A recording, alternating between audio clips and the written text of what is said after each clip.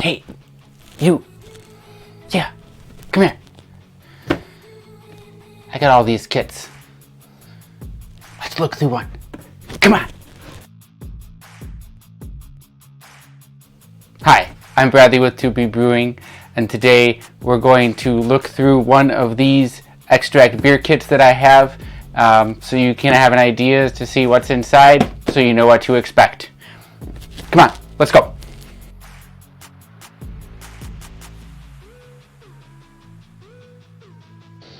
What usually comes in a beer ingredient kit?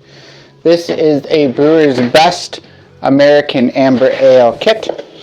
And here's what's usually inside most general kits. You've got different Brewer's Best recipe cards.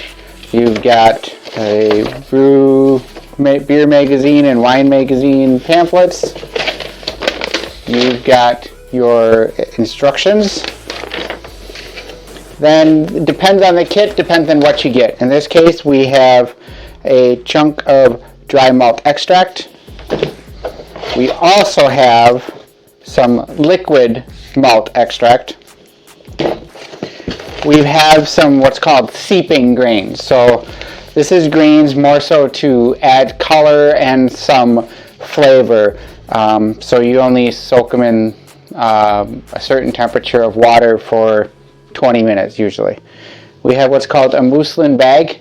This is what you put the grains into, so that way they're not all over in your water. A bag or two or so of hops, depending on the recipe.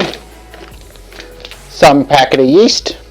If you like this video, give it a thumbs up. To be notified of more videos that I release, hit that subscribe button. You will have bottling caps, because they assume you bottle your beer with doing a kit, and a packet of priming sugar. You may or may not use all of the priming sugar listed in here. That is what's in a Brewer's Best beer ingredient kit. I'm Bradley with To Be Brewing. I'll see you next time.